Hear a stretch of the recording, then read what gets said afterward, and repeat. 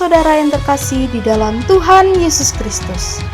Selamat datang di ibadah online Gereja Betel Indonesia Jemaat Kerajaan Allah, Jalan Abdul Rahman Saleh, nomor 52, Kestalan, Banjarsari, Surakarta. Kami sangat senang melayani saudara pada ibadah online ini. Jika tayangan ini memberkati saudara, jangan lupa klik subscribe, like, bagikan, dan komen, agar channel ini semakin berkembang dan memberkati banyak orang. Jika saudara ingin memberikan persembahan untuk pekerjaan Tuhan di gereja kami, saudara bisa mengirimkannya melalui nomor rekening BCA 7350046229 atas nama GBI Abdul Rahman Saleh, atau saudara dapat memasukkan ke tempat persembahan di gereja. Hendaklah masing-masing memberikan menurut kerelaan hatinya, jangan dengan sedih hati atau karena paksaan, sebab Allah mengasihi orang yang memberi dengan sukacita, dan Allah sanggup melimpahkan segala kasih karunia kepada kamu, supaya kamu senantiasa berkecukupan di dalam segala sesuatu dan malah berkelebihan di dalam pelbagai kebajikan. 2 Korintus 9 ayat 7-8. Kami ucapkan terima kasih atas perhatiannya dan selamat beribadah. Tuhan Yesus memberkati. Kami percaya Tuhan, bersama Tuhan, bersama Yesus kami cakap menanggung segala perkara. Pagi yang indah ini Tuhan, kami datang, kami bersekutu, kami menyembah dan memuji Engkau. Perkenankan Tuhan hidup kami boleh berkenan di hadapan-Mu sepanjang hidup kami, terlebih di pagi yang indah ini Tuhan. Kami ingin memberikan waktu yang terbaik bagi kemuliaan nama-Mu. Izinkan Kau hadir di tempat ini, bahkan Kau hadir di setiap hati kami, dan kami ingin memberikan yang terbaik, yang menjadi dupa yang harum bagi kemuliaan nama-Mu. Engkau yang memberkati setiap kami, bahkan setiap pelayan-pelayan yang saat ini siap memberikan hatinya, yang siap memberikan saat yang tepat, semua untuk meninggikan Engkau. Terima kasih Bapa, terima kasih Yesus, terima kasih Roh Kudus. Engkau yang memberkati awal, pertengahan, akhir, bahkan ibadah sepanjang siang, pagi, siang hari ini dalam kemuliaan dan berkat Tuhan saja. Pujilah Engkau Tuhan, di dalam nama Putra-Mu yang tunggal Tuhan kami Yesus Kristus. Kami telah berdoa dan telah mengucap syukur. Haleluya.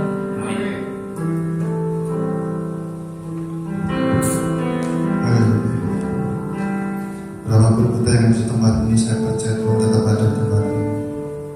Mari kita siapkan hati kita. Kita menemukan kasih yang sejati. Terima kasih Yesus.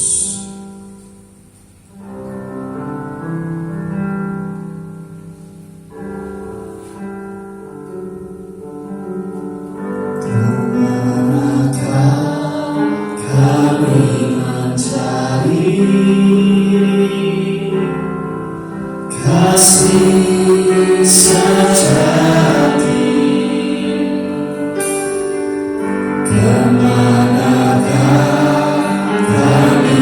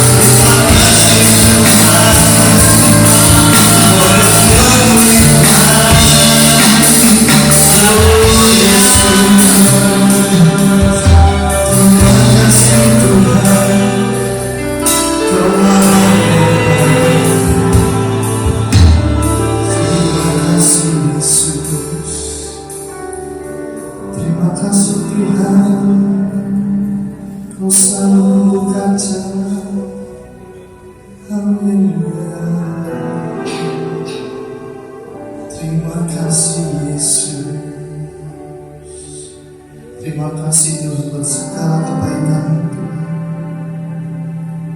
Terima kasih buat anugerah-Mu Yesus. Engkaulah jalan bagi kami Tuhan. Engkaulah sumber kehidupan kami Yesus. Jangan setelah kami Tuhan. Pulihkan setiap hati kami Yesus. Terima kasih Yesus. Terima kasih buat segala kebaikan Tuhan. Kami siapkan hati kami Tuhan bersorak-sorai bagi nama-Mu Yesus. Kami mempersembahkan yang terbaik Yesus. Haleluya. Mari semua yang percaya katakan amin.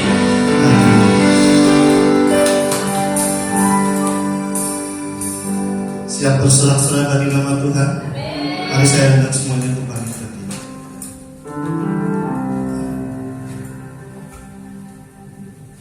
Siapa yang percaya nama Yesus adalah nama yang dahsyat buat hidup kita?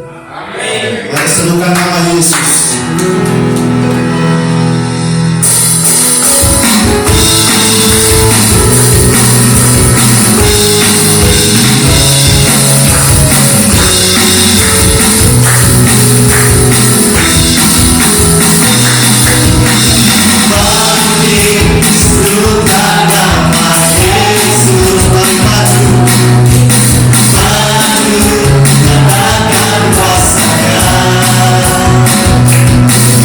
Kuasa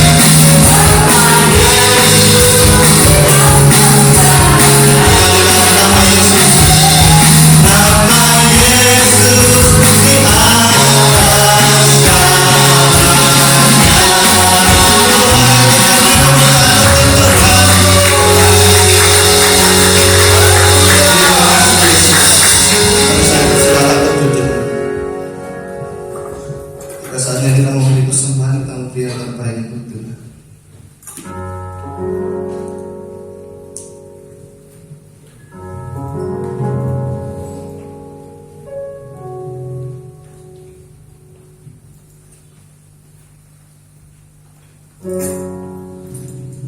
Mari tampillah yang terbaik.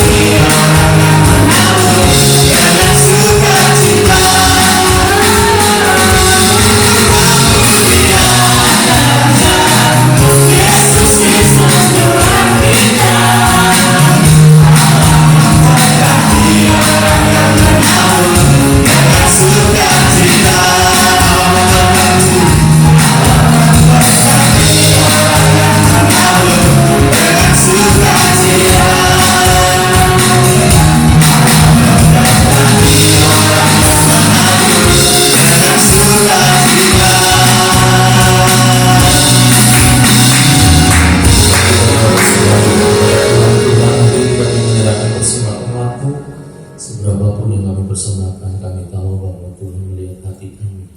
Berkati tangan-tangan yang sudah berkorban, berkati tangan-tangan yang sudah memberi. Kiranya taburan ini boleh menjadi taburan yang dahsyat, diberkati Tuhan ajaib, dan kami akan melihat satu tuai yang besar yang Tuhan sediakan bagi kami. Berkati gerejamu, berkati umatmu, berkati hambamu yang melayani persembahan. Dalam nama Yesus kami berdoa dan bersyukur. Haleluya. Siapkan hati kita, kita mendengarkan setiap firman Tuhan.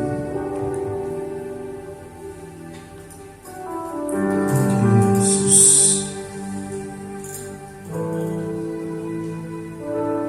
ku yakin saat kau berfirman, ku menang.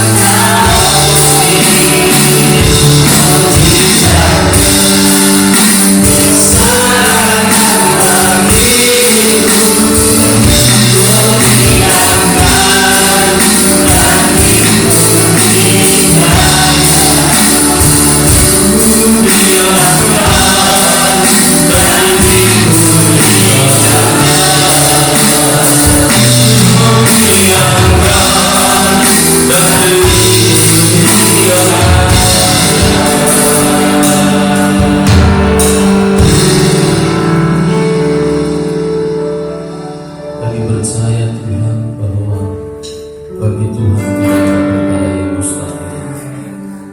Biarlah pada hari-hari ini hati kami tetap percaya, hati kami tetap yakin. Melewati lembah kekelaman kami tahu gadamu dan tongkatmu itu yang terus ada memelihara kami. Bapa, berfirman atas kami perlu firman-Mu, kami perlu bimbingan-Mu Tuhan. Berbicara kepada kami, urapi kami semua. Dalam nama Yesus kami berdoa dan kami mengucap syukur, haleluya. Amin. Amin. Silakan duduk, Tuhan berkati. Tuhan, shalom. Ya, kiranya hari ini kita tetap ya sukacita karena Tuhan. Amin. Sukacita kita karena Tuhan. Baik. Nah, kita akan buka Alkitab kita di dalam 2 Tawarik pasal yang ke-20.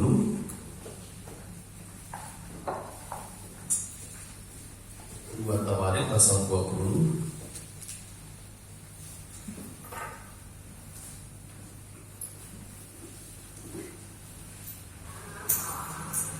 Ya. Sebetulnya ini satu perikop, tapi saya ingin kita hanya baca ayat yang ke-9.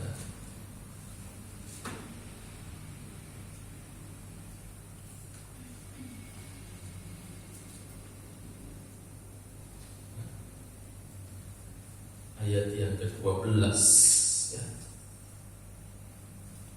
Yuk kita baca sama-sama ya. 2 Tawarik pasal 20 ayat yang ke-12. 1, 2, 3. Ya Allah kami, tidakkah Engkau akan menghukum mereka? Karena kami tidak mempunyai kekuatan untuk menghadapi laskar yang besar ini yang datang menyerang kami. Kami tidak tahu apa yang harus kami lakukan, tetapi mata kami tertuju kepada-Mu. Amin. Beberapa hari yang lalu, saudara, 2 hari kalau nggak salah ya, hari Jumat, ya, istri saya kita ngobrol berdua, saudara. Nah, kebetulan waktu kita ngobrol-ngobrol, ya temanya itu tentang sekolah, karena ya kebetulan anak kita kan hari-hari ini ada yang mulai masuk sekolah kan, ada yang masuk SMP, ada yang masuk SMA, mungkin ada yang kuliah. Ya kalau tempat itu mungkin yang kuliah belum ada ya, ada yang kuliah belum ya. Waktu kita ngobrol-ngobrol, saudara, ya istri saya cerita dia punya teman kebetulan dia punya suami kerja di luar kota dan mereka cukup ya berhasil, artinya pekerjaannya baik.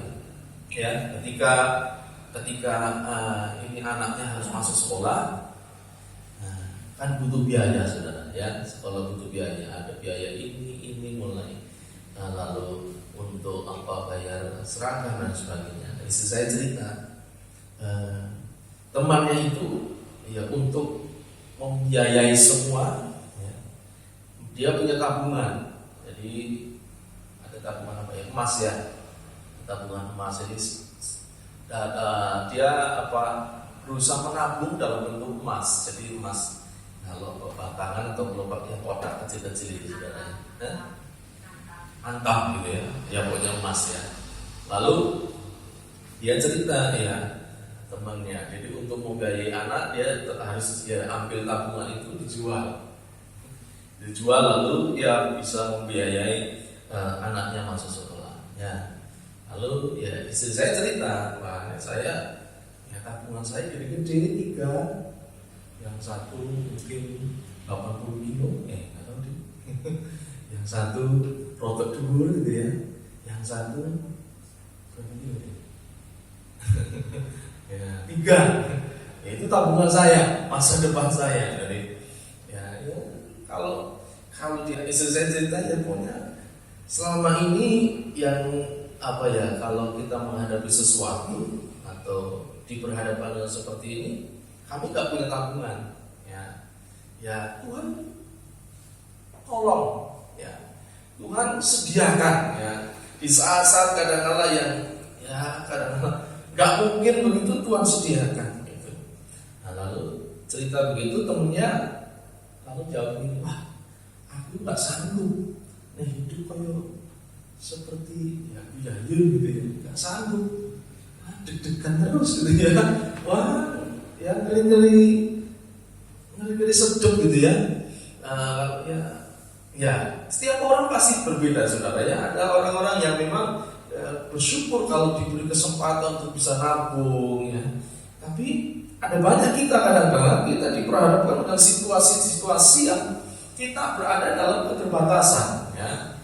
Baik keterbatasan keadaan, ya keterbatasan dana, ya keterbatasan mungkin fisik, keterbatasan pengetahuan kita. Ada banyak kita kadang-kadang diperhadapkan dengan keterbatasan. Nah, firman Tuhan hari ini yang kita baca tadi di ayat yang ke-12 dari 2 Tawarin pasal yang ke-20 ya, dikatakan demikian. Ini doa dari seorang raja yang bernama Yosafat. Ya, dia berkata, ya Allah kami, tidakkah engkau menghukum mereka karena kami tidak mempunyai kekuatan untuk menghadapi laskar yang besar ini yang datang menyerang kami. Kami tidak tahu apa yang harus kami lakukan, tetapi mata kami tertuju kepadamu. Jadi Yosafat dan orang Israel ini sedang menghadapi satu serangan ya, dari bangsa, ada beberapa bangsa yang menyerang, yaitu bangsa Moab, Amon ya, yang menyerang Yosafat.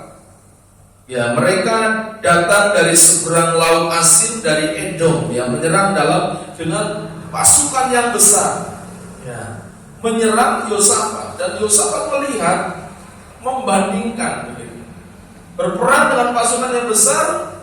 Yosafat melihat, kami tidak sebanding, kami tidak punya kekuatan menghadapi laskar yang besar yang menyerang itu. Ada musuh yang datang. Nah, saudara, kita kadang-kadang memang tidak tahu kapan persoalan itu datang ya. Persoalan bisa datang kapan saja ya, menyerang kita. Kalau saudara dan saya tahu kapan persoalan itu datang pasti, atau musuh itu datang pasti, kita dalam posisi apa ya, siap siaga, betul ya, berjaga-jaga. Tapi seringkali ya, berita yang tidak menyenangkannya adalah bahwa kadang-kadang musuh menyerang dalam kehidupan kita itu tanpa disangka-sangka dan tanpa konfirmasi. Jadi nggak kulon dulu. Ya. Tiba-tiba persoalan ada, tiba-tiba masalah ada, dan tentunya musuh kita yang abadi yang terus akan menjadi musuh kita adalah iblis. Ya. Kita berkata dalam 1 Petrus 5 ayat 8 dikatakan, ia, iblis itu berjalan keliling sama seperti singa yang mengaum dan mencari orang yang dapat ditelan. Jadi kapanpun, dimanapun, iblis mencoba mencari celah ya, untuk menunggu waktu yang baik, untuk menyerang, untuk membuat umat Tuhan binasa ya, untuk membuat kita menjadi terkejut lalu kita ketakutan. Ya, bahkan yang paling mengerikan adalah ketika kita mulai mati iman kita, saudara. Ya. Hari-hari ini betapa terkejutnya tentu kita, bukan hanya kita, ya. Bangsa-bangsa terkejut dengan munculnya virus COVID-19 ini, ya. Ya. Awal tahun kita masih belum berpikir itu, saudara, bahwa akan terjadi situasi yang seperti ini yang tiba-tiba dalam waktu 4 bulan ini membalikkan banyak keadaan. Banyak situasi menjadi terbalik-balik. Ya, saya ingat ketika kita memasuki tahun yang baru ini, ya, waktu itu saya menyampaikan firman, kalau nggak salah, ini menjadi tahun kita belajar hidup berkenan kepada Tuhan. Waktu itu Bu Ratna tanya, kok ya, abot ya, betul ya, kok hidup yang berkenan ya, kan? Ya, karena kita sering mendengar kadang-kadang tahun baru ini kita ada resolusi ya, gereja pokoknya itu menjadi tahun yang lebih luar biasa, betul kan? Kita kan mengharapkan, merindukan itu kadang-kadang untuk memotivasi kita. memang ada ya. Oh, tahun ini tahun percepatan lebih cepat, semakin cepat gitu ya. Tapi waktu itu ya Tuhan hanya kasih tahu di hati kita bahwa ini tahun kita belajar hidup berkenan kepada Tuhan. Mulai bulan apa ya? Bulan Maret, April, Mei, mulai muncul pandemi ini, kemudian ya segala sesuatu yang orang terancamkan menjadi banyak beberapa orang yang mengharapkan bahwa akan terjadi sesuatu yang dahsyat, seolah-olah itu malah yang terjadi adalah bukan klimaks tapi anti klimaks. Situasi yang seperti sekarang ini, saudara, tiba-tiba gereja tutup, ya, barengan, saudara. Ya, ini menjadi hal yang, gak gampang sebenarnya. Nah, inilah serangan. Saya pikir ini bentuk serangan iblis. Bukan COVID-nya, itu iblisnya, tetapi iblis bisa memakai situasi ini, kondisi seperti ini untuk menyerang kita agar iman kita menjadi lemah, agar iman kita bahkan mati, tidak berdaya, saudara. Ya, karena jujur keadaan seperti ini tidak gampang. Ya, kita menghadapi situasi bahkan sekarang saja ya, gereja sulit menemukan fellowship lagi ya, koinonia fellowship, karena fellowship kan butuh kedekatan, betul ya?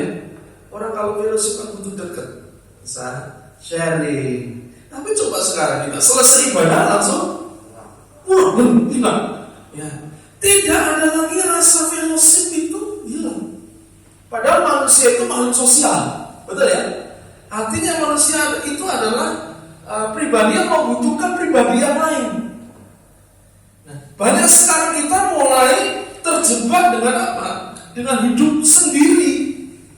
Ya, meskipun kelihatannya tapi sendiri, karena apa? Kita masing-masing asik dengan gadget kita, saudara. Saya di rumah gitu kan, kemarin saya ngomong, kok ngumpul? Ini kok nggak ngumpul ya? Masing-masing anak di kamarnya masing-masing, ya pegang HP-nya sendiri-sendiri. Bapak Bu anaknya kok sepi ya? Padahal ngumpul. Biasanya kalau hari-hari biasa ya sepi karena anak-anak sekolah, Denis di luar kota. Ini ngumpul semua, tapi kok sepi, saudara? Saya merasa ada sesuatu yang hilang. Nggak tahu kalau saudara. Terutama kita hidup bergereja kita. Kan ada beberapa fungsi gereja, salah satunya adalah koinonia. Apa itu koinonia? Persekutuan. Ya, marturia itu kita bersaksi, menginjil. Nah, salah satunya juga koinonia, ada persekutuan. Nah, situasi yang seperti ini jangan sampai iblis pakai untuk menghancurkan gereja Tuhan. Karena apa? Persekutuan itu sulit kita hari ini dapat. Meskipun jujur kita bisa pakai media, tetapi tetap rasanya beda.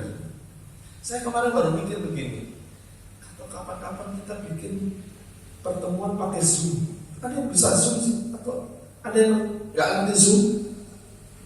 Ada yang pernah pakai Zoom? Zoom, coba katakan yang pernah pakai Zoom. 1, 2, 3. Yang lain? Belum. Oke, belum pernah pakai Zoom.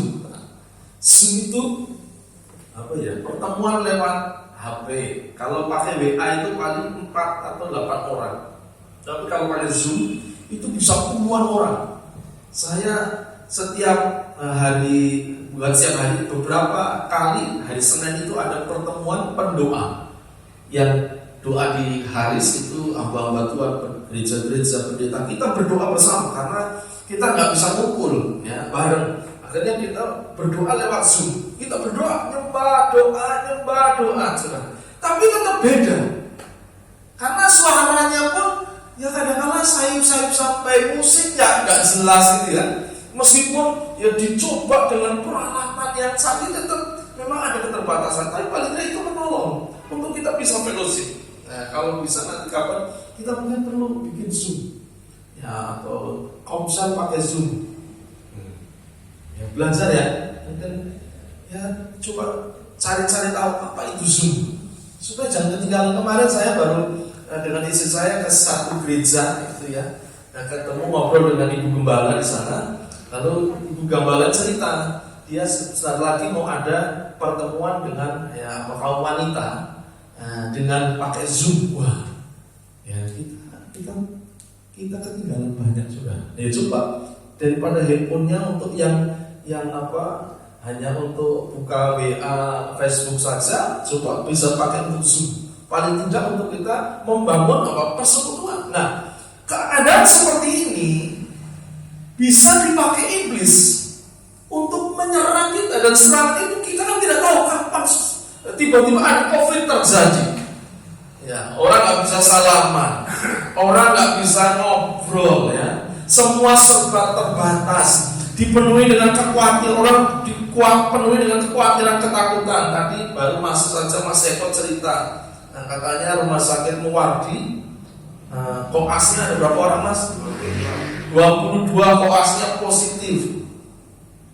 Ya, jadi waduh, ini situasi yang kalau tidak hati-hati kita bisa seperti Yosafat dan orang Israel, ya saudara. Nah, kalau saudara baca, kita coba baca di dalam pasal yang ke-20 ini, ayat yang pertama dikatakan, setelah itu Bani Moab dan Bani Ammon datang berperang melawan Yosafat bersama-sama sepasukan orang Meunim. Datanglah orang memberitahukan Yosafat, suatu laskar yang besar datang dari seberang laut Asin dan Edom menyerang tuanmu. Sekarang mereka di Hazeson Tamar, yakni En-Gedi. Ayat 3, Yosafat menjadi apa? Takut. Ini iblis sedang menaburkan roh ketakutan kepada sebanyak orang. Ibadah takut, mau keluar takut, apalagi mau apa, kadang-kadang kita mikir.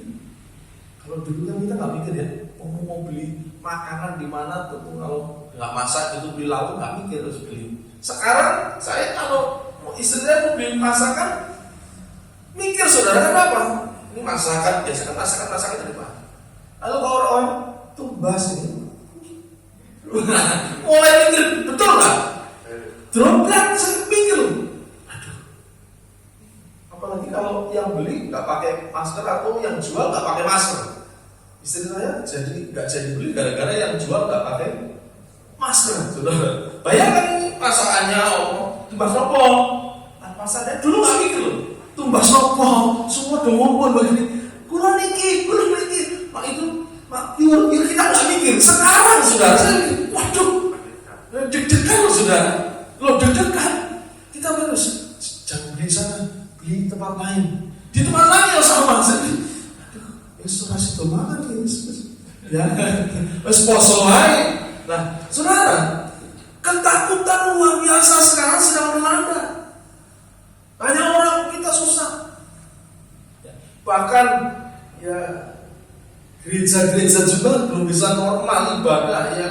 Di samping satu memang kita dibatasi, yang kedua takut untuk apa? Ibadah, ketemu orang. Makanya ibadah kita nggak akan lama saudara. Mungkin 15 menit lagi kita akan selesai ibadah ini. Nah, masalah bisa menciptakan ketakutan di dalam hidup kita, apalagi kalau kita menyadari atau kita melihat bahwa diri kita terbatas seperti Yosafat tadi, melihat musuh yang besar sementara dia tentaranya terbatas, dia keadaannya terbatas. Itu bisa menjadi persoalan yang besar.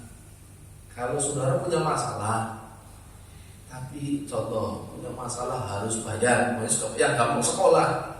Tapi kalau seperti teman saya itu punya tabungan, nggak jadi masalah, betul nggak? Tapi kalau kita pun sedang menghadapi masalah lalu kita melihat kita terbatas, aku orang bilang ngomong, jadi masalah. Makanya kadang-kadang saudara perlu ya, hidup ini yuk Di samping kita belajar beberapa tahun yang lalu Tuhan hanya mengingatkan saya tentang Yusuf, belajar dari Yusuf. Pada masa-masa kelimpahan jangan pakai untuk foya-foya, tapi simpan. Karena saat kita akan menghadapi masa-masa yang sulit. Tapi toh bisa terjadi kita menghadapi satu persoalan dan kita melihat kita terbatas. Kita nggak bisa berbuat apa-apa. Kita kadang-kadang sering mendengarnya, percaya kepada Tuhan. Waktu kita percaya kepada Tuhan, kadang-kadang belum tentu langsung dijawab Tuhan. Oh puji Tuhan, kalau kita mungkin sedang menghadapi masalah, tiba-tiba dijawab Tuhan. Ya, ada orang ngomong ini namanya orang Kristen pas-pasan. Pas butuh, pas ono. Oh itu enak sebenarnya, betul ya? Tapi coba jujur, pernah nggak saudara? Engkau sudah beriman, engkau sudah berdoa, tapi belum dengar jawaban, belum terima jawaban. Pernah nggak? Oh pernah, sering. Apa saya ngalami saudara? Ngalami. Sampai kita kadang-kadang kita harus berbuat apa nih? Harus lakukan apa nih? Nah, kadang-kadang itu akan membuat kita gentar, membuat kita takut ketika kita melihat bahwa kita ini terbatas, kita nggak mampu, kita nggak bisa. Dan kalau tidak hati-hati seperti Yosafat, kita bisa terjebak dalam apa yang namanya ketakutan. Tapi lihat di sini, apa yang dilakukan Yosafat ketika Yosafat melihat keterbatasannya dibanding dengan persoalan yang ada, ketidakmampuannya, lalu dia melihat satu persoalan yang ada, yang itu waktunya tiba-tiba. Ya namanya perang kan nggak mungkin. Saya mandek saya tak siap-siap, nggak mungkin, betul kan? Musuh pasti akan pengen segera datang dan menghancurkan kita. Nah, ketika kita menghadapi situasi seperti itu, kita melihat kita terbatas, kita melihat kita nggak mampu menghadapi persoalan itu. Coba kita lihat apa yang dilakukan oleh Yosafat. Ayat 3. Baca, yuk sama-sama ayat 3. Baca, 1, 2, 3. Yosafat menjadi takut, lalu mengambil keputusan untuk mencari Tuhan. Ia menyerukan kepada seluruh Yehuda supaya berpuasa. Yosafat memang takut. Lalu dia, ini reaksi alamiah lah. Orang kalau ada persoalan takut. Kalau tanya, saudara tanya padanya takut, ya takut. Kadang-kadang mikir. Sebentar lagi Denis itu harus praktek apa Pak? PKL, lapangan, dan di luar kota. Kalau nggak di Surabaya, di Jakarta. Ya saya berdoanya dapat di Solo enak, karena 8 bulan. Aduh, karena di Surabaya saya mikirnya apa? Nanti si main keyboard sopo gitu ya. Nanti papa ya, masa papa habis khotbah nanti main keyboard kayak di sini saudara ya. Saya mikir, waduh, ya saya mulai juga mikir, waduh ini karena apa? Sebulan lagi dia harus, sebulan itu cepat loh, sudah bulan depan. Saya mikir, waduh, itu jujur takut itu ada, khawatir itu pasti ada. Itu reaksi alamiah, tapi kita tidak berhenti kepada takut itu lalu berhenti. Apa yang dilakukan Yosafat? Ketika Yosafat menjadi takut, jadi kalau saudara takut, saudara jangan merasa berdosa ya. Wah, berdosa takut. Itu reaksi alamiah kita. Tetapi kalau saudara tinggal dalam ketakutan, itu yang salah. Jadi takut terus karena orang kalau takut terus itu bisa muncul jadi stres. Takut ketika kita pasti mikir, dan takut itu alamiah. Harus kita bertindak seperti Yosafat. Apa yang dilakukan? Di sini dikatakan ia mengambil keputusan untuk mencari Tuhan. Dimulai dengan dia mengajak seluruh umat Israel berpuasa. Berpuasa itu adalah tindakan mencari Tuhan. Jadi kalau sudah berpuasa intinya cari Tuhan. Bukan saudara menyakiti diri supaya Tuhan belas kasihan kepada kita. Berpuasa itu menciptakan kehausan untuk kita mencari Tuhan. Nah, lalu dia mengumpulkan orang untuk berdoa dan berpuasa, mencari Tuhan. Kenapa Yosafat berdoa? Kenapa Yosafat berpuasa? Saya melihat di sini, ya doa dan puasa Yosafat ini dilandaskan atas keyakinannya akan Allah.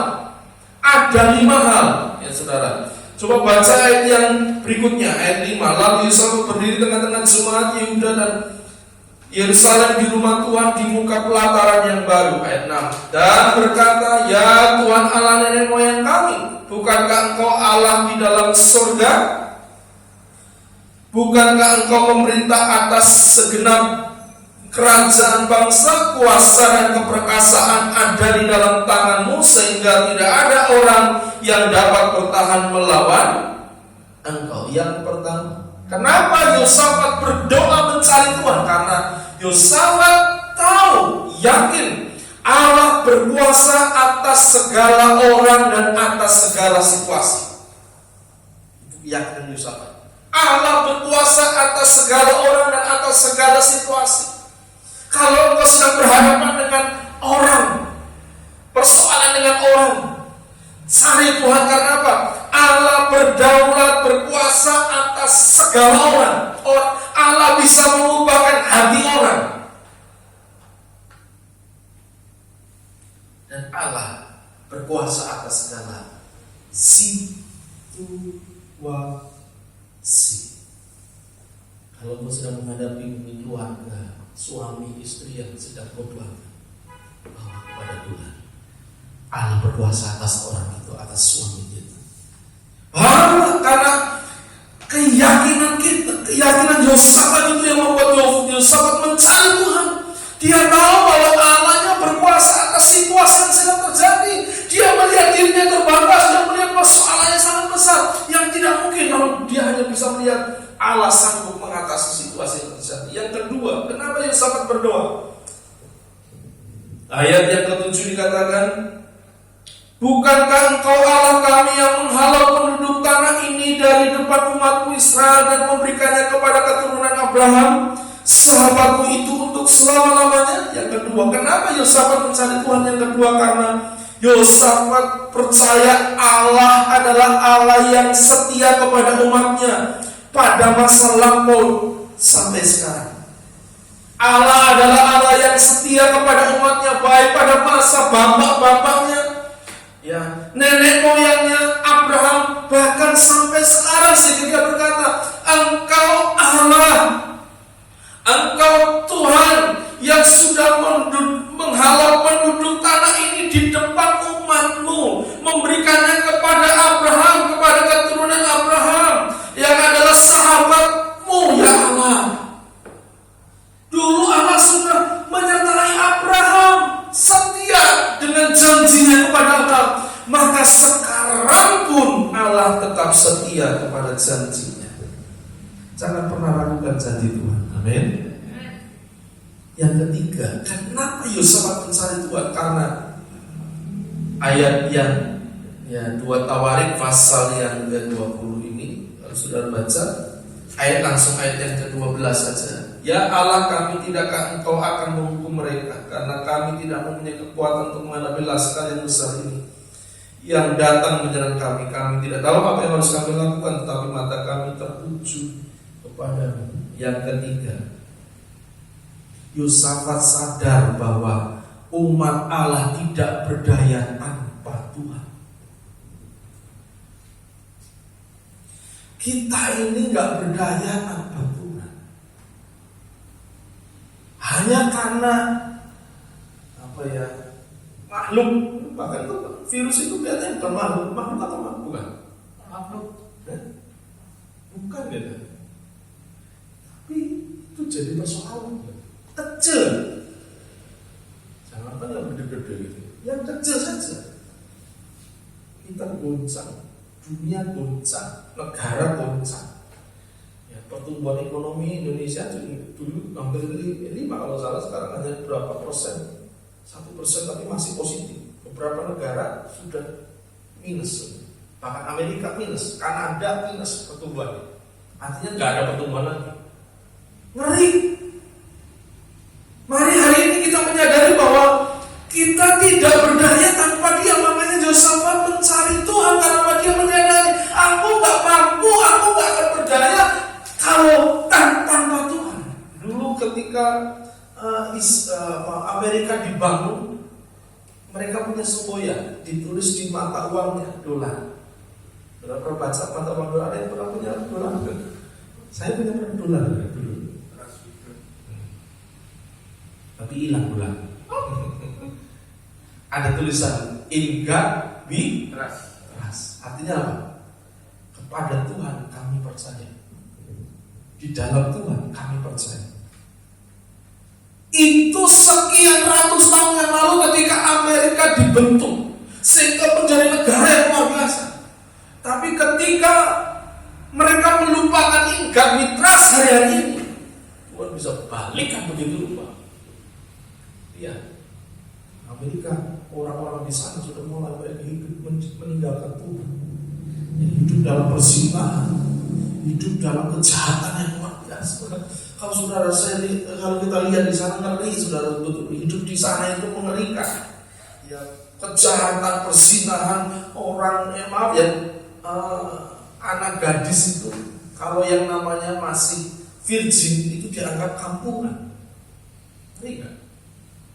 Dan gereja mulai dampaknya, bahkan beberapa waktu yang lalu presidennya melarang untuk ibadah di sekolah, bahkan lambang-lambang kekristenan nggak boleh ada di sekolah, salib semua diturunkan presiden yang lalu, sampai akhirnya LGBT dilegalkan, orang menikah sesama sejenis boleh. Ngeri nggak saudara?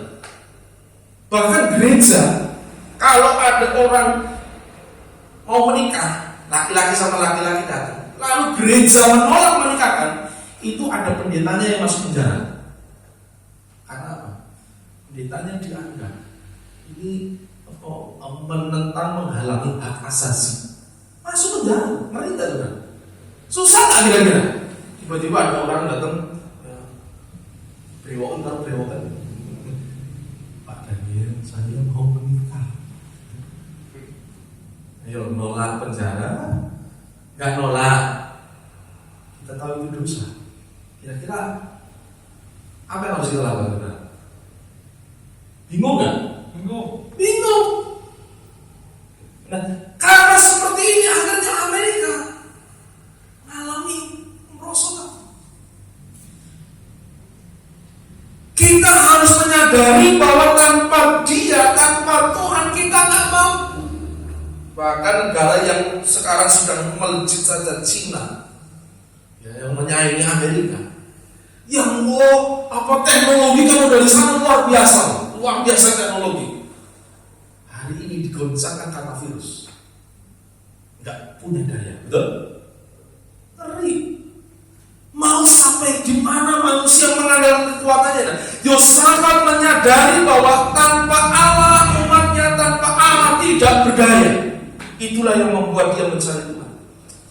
Artinya kalau kita tidak mencari Tuhan, berarti kita sombong, kita sedang berpikir aku nggak butuh Tuhan, aku nggak perlu Tuhan, aku bisa tanpa Tuhan.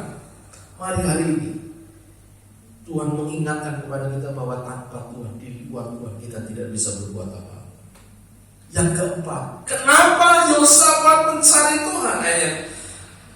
Baca ayat selanjutnya, ayat yang ke-13. Sementara itu seluruh Yehuda berdiri di hadapan Tuhan, juga segenap keluarga mereka dengan istri dan anak-anak mereka. Lalu Yahasiel bin Zakaria bin Benaya bin Matanya, orang Lewi dari Bani Asaf, dihinggapi roh Tuhan di tengah-tengah jemaat dan berseru, "Camkanlah hai seluruh Yehuda, penduduk Yerusalem dan Tuanku Raja Yosafat. Beginilah firman Tuhan kepadamu, jangan kamu takut dan terkejut karena laskar yang besar ini, sebab bukan kamu yang akan berperang, melainkan Allah."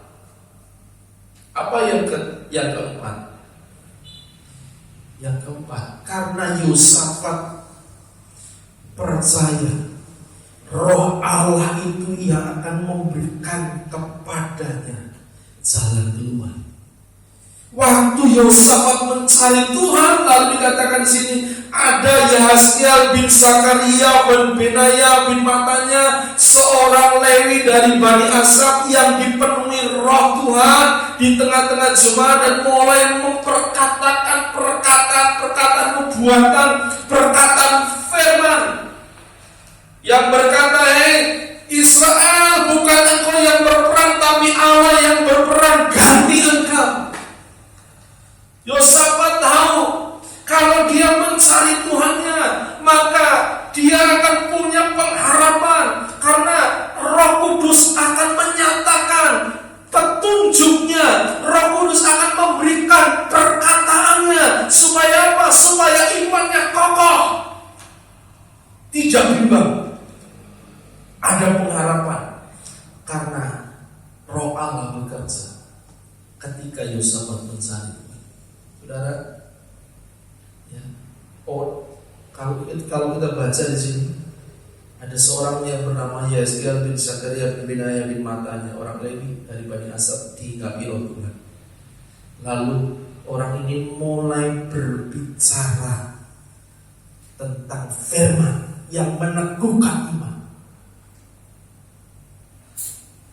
Hanya orang-orang yang dipenuhi Roh Kudus yang akan punya perkataan-perkataan positif, perkataan firman. Dan orang-orang yang dipenuhi Roh Kudus itu adanya di mana? Di mana saudara? Di mana? Di dekat Tuhan, bersama Tuhan. Cari, minta Roh Kudus, mendekat kepada Roh Kudus. Engkau akan mendengar, engkau akan menerima firman yang akan perkataan-perkataan yang memberikan kepadamu kekuatan. Penting loh saudara.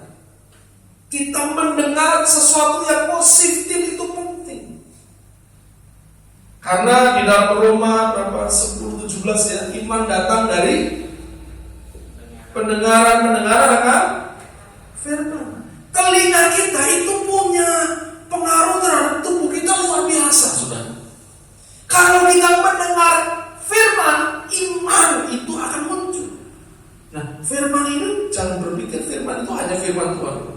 Firman itu artinya apa sih? Perkataan. Jadi, tergantung saudara mendengar perkataan siapa. Kalau engkau mendengar perkataannya Tuhan, firman Tuhan, maka imanmu akan kuat. Tapi kalau engkau mendengar perkataan yang lain, imanmu akan goyah. Sama-sama semua punya pengaruh. Makanya hati-hati gunakan telinga. Sekarang banyak telinganya mata ya. Karena orang gak mendengar baca berita-berita hoax, berita-berita yang gak benar, berita-berita yang kadang-kadang melemahkan kita, berita-berita yang kadang-kadang membuat kita takut, berita-berita yang kadang-kadang membuat iman kita menjadi goyah. Tapi hari ini mari kita mencari Tuhan supaya apa? Kita boleh mendengar suara Tuhan bicara lewat Roh Kudusnya, baik melalui langsung kepada kita maupun melalui orang-orang yang dipenuhi Roh Kudus. Karena mereka lah orang-orang yang dipenuhi Roh Kudus, mereka lah yang dipakai Tuhan untuk apa? Menyampaikan firman, memberikan pengharapan, memberikan kekuatan kepada kita, supaya kita tidak goyah. Yosafat tahu, dia cari Tuhan, dia mencari Tuhan. Dalam keadaan dia melihat, aku gak bisa berbuat apa-apa lagi nih. Lalu dia cari Tuhan, dia cari petunjuk Tuhan. Apalagi di situ Tuhan hadir, Roh Kudus hadir, Roh Kudus menyatakan firman-Nya. Dan ketika Yosafat yakin, percaya mendengarkan firman itu, apa yang terjadi? Peristiwa selanjutnya, Tuhan berperang ganti mereka. Musuhnya perang dewi. Mereka hanya apa? Yosafat waktu itu disuruh Tuhan untuk apa? Ayo, kamu kalau sudah baca nanti ayat-ayat selanjutnya yang dikatakan ayat yang 18, lalu berlututlah Yosafat dengan mukanya ke tanah, seluruh Yehuda penduduk Yerusalem pun sujud di hadapan Tuhan dan menyembah kepadanya. Kemudian orang Lewi dan dari Bani Kehat dan Bani Korah bangkit berdiri untuk menyanyikan puji-pujian bagi Tuhan Allah Israel dengan suara yang sangat nyaring. Esokan harinya 20, pagi-pagi mereka menuju padang gurun Tekoa. Ketika mereka hendak berangkat berdiri, Yosafat berkata, dengar hai Yehuda dan penduduk Yerusalem, percayalah kepada Tuhan Allahmu, kamu akan tetap teguh. Percayalah kepada nabi-nabinya dan kamu akan berhasil. Setelah ia berunding dengan rakyat, ia mengangkat orang-orang yang akan menyanyi nyanyian untuk Tuhan dan memuji Tuhan dalam pakaian kudus yang semarak. Pada waktu mereka keluar dari muka orang-orang bersenjata sambil berkata, nyanyikanlah nyanyian syukur bagi Tuhan, bahwasanya untuk selama-lamanya kasih setianya. Ketika mereka mulai bersorak-sorai dan menaikkan nyanyian pujian, dibuat Tuhanlah penghadapan terhadap Bani Amon dan Moab dan orang-orang dari pegunungan Seir yang hendak menyerang Yehuda, sehingga mereka terpukul kalah. Lalu Bani Amon dan Moab berdiri menentang penduduk pegunungan Seir, hendak menumpas dan memunahkan mereka. Segera sudah mereka membinasakan penduduk Seir, mereka saling bunuh membunuh. Ketika orang Yehuda tiba di tempat peninjauan di padang gurun, mereka menengok ke tempat lasar itu, tampaklah semua telah menjadi bangkai berhantaran di tanah, tidak ada yang terluput. Lalu Yosafat dan orang-orang yang turun menjarah barang-barang mereka. Mereka menemukan banyak ternak, harta milik, pakaian dan barang-barang berharga yang mereka rampas itu lebih banyak daripada yang dapat dibawa. 3 hari lamanya mereka menjarah, bayangkan 3 hari sudah barang-barang itu, karena begitu banyaknya. Pada hari keempat mereka berkumpul di mana? Lembah pujian. Di sana mereka memuji Tuhan, dan itulah sebabnya orang menamakan tempat itu lembah pujian hingga sekarang. Kenapa Yosafat mencari Tuhan? Yang kelima, karena Yosafat tahu kehadiran Allah yang aktif di tengah-tengah umatnya akan membawa kemenangan. Kehadiran Tuhan yang nyata di tengah-tengah umatnya akan membawa kemenangan. Mereka nggak usah perang, apa yang mereka lakukan. Yosafat justru malah menyiapkan bukan pasukan, tapi pemuji sudah. Mau perang kok dia nyanyi sudah. Kan aneh sudah. Ya. Harusnya kalau mau perang siapnya apa? Tentara, ya, senjata. Bawa apa? Rebana sudah. Ini rebana. Coba kalau saudara mau perang, ya perang. Coba apa yang ada dari saudara? Kira-kira gitu. Disuduk. Musuhnya pakai tombak, pakai pedang, lalu pakai sangkakala. Nggak masuk di akal, betul? Tapi ketika kita mengizinkan Allah aktif hadir di tengah-tengah kita, dia akan membuat keterbatasan kita bukan masalah, karena Allah yang berperankan kita. Itulah yang dilakukan oleh Yosafat ketika Yosafat menghadapi keterbatasan. Yosafat mencari Tuhan. Alasannya kenapa mencari Tuhan? Ada 5 tadi. Yang pertama apa tadi? Karena Yosafat percaya Allah berkuasa atas segala orang dan atas segala situasi, betul? Yang kedua apa? Yosafat percaya Allah setia kepada umatnya di masa lampau dan sampai sekarang. Yang ketiga, Yosafat sadar bahwa umat Allah tidak berdaya tanpa dia. Yang keempat,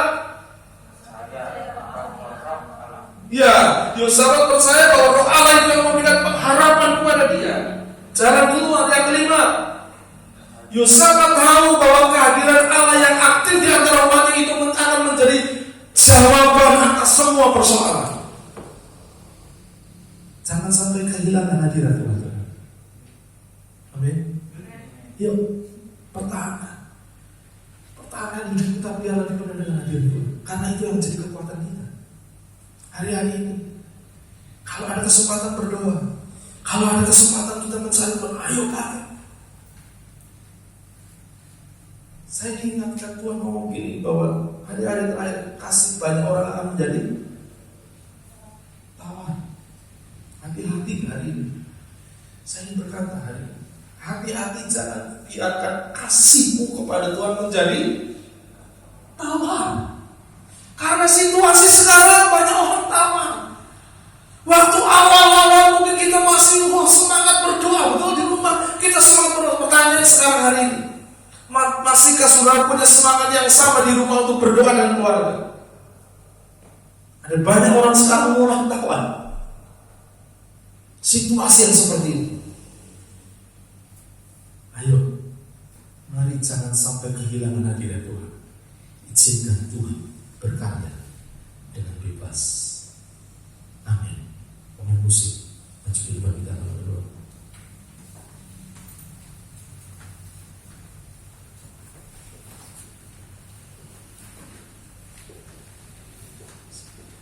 Lewat firman Tuhan ini, saudara, kita melihat seringkali justru lewat keterbatasan Tuhan mengajarkan kita untuk kita memiliki penyerahan diri yang total kepada Tuhan. Tuhan bekerja secara dahsyat melampaui apa yang kita bisa pikirkan dan kita pikirkan. Kita akan naikkan pujian tadi, saudara. Pujian yang ke dua, satu-satunya yang ku andalkan, satu-satunya yang ku andalkan, satu-satunya yang ku percaya. Engkau sumber kekuatan, sumber pengharapan, sumber kedamaian.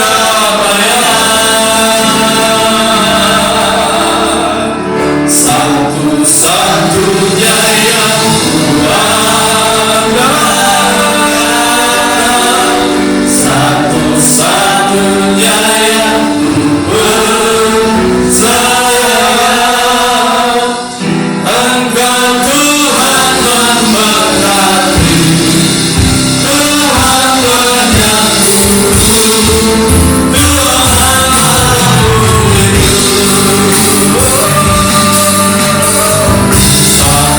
satu-satunya yang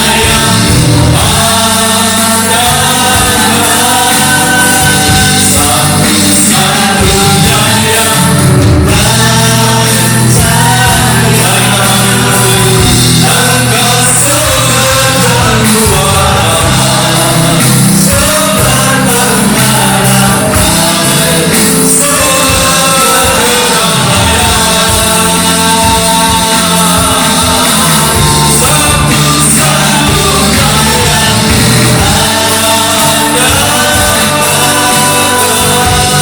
Satu-satunya yang satu-satunya yang Engkau Tuhan memberkati, Tuhan menyatu, Tuhan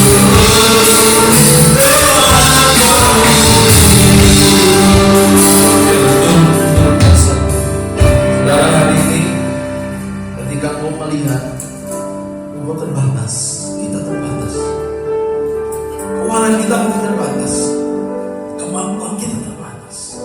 Sementara mungkin kita berhadapan dengan persoalan yang besar di hadapan kita. Apa yang akan kita lakukan?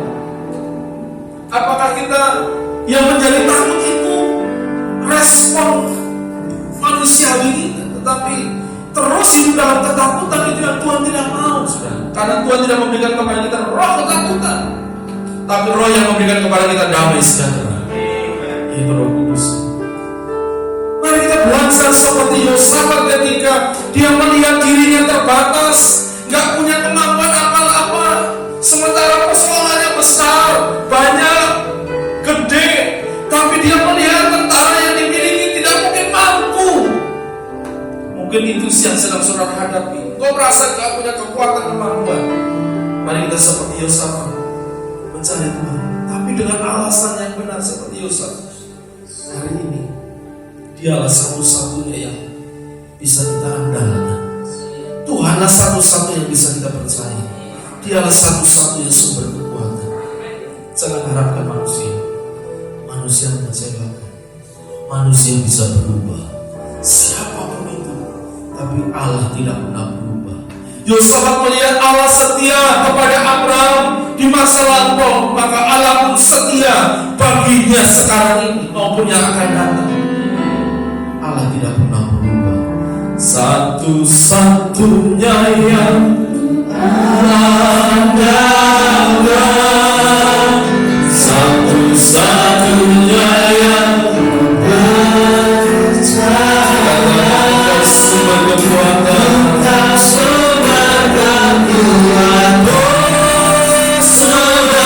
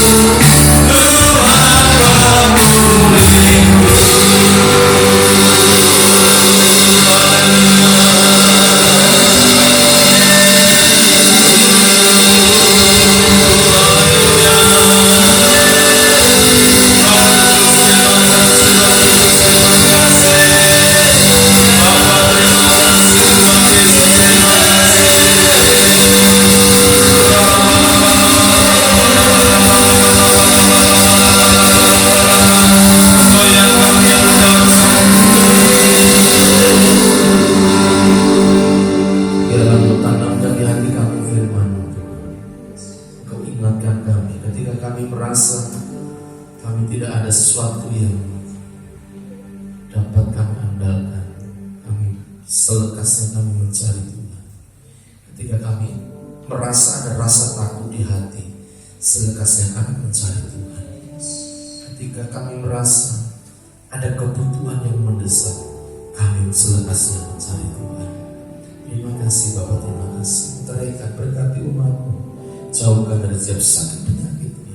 Setiap umat-Mu yang hadir hari ini, Roh Kudus Engkau hadir, Engkau mengurapi hari ini. Kami percaya hari ini urapan Tuhan turun atas umat-Mu di dalam nama Yesus. Tuhan turunkan urapan-Mu atas mereka di dalam nama Yesus. Karena percaya jadi mereka di dalam Tuhan tidak sia-sia. Mereka mengambil waktu ke tempat ini tidak sia-sia. Karena Tuhan memberkati, Tuhan mengurapi hari ini di dalam nama Yesus. Di dalam nama Yesus, Engkau akan membuat berbeda Tuhan. Engkau akan membuat berbeda Tuhan. Orang-orang yang mengandalkan Tuhan, Engkau akan membuat mereka berbeda Tuhan. Terima kasih Bapak. Terima kasih mari saudara, hari ini kita akan mengakhiri ibadah kita. Naikkan pujian segala kemuliaan, segala kemuliaan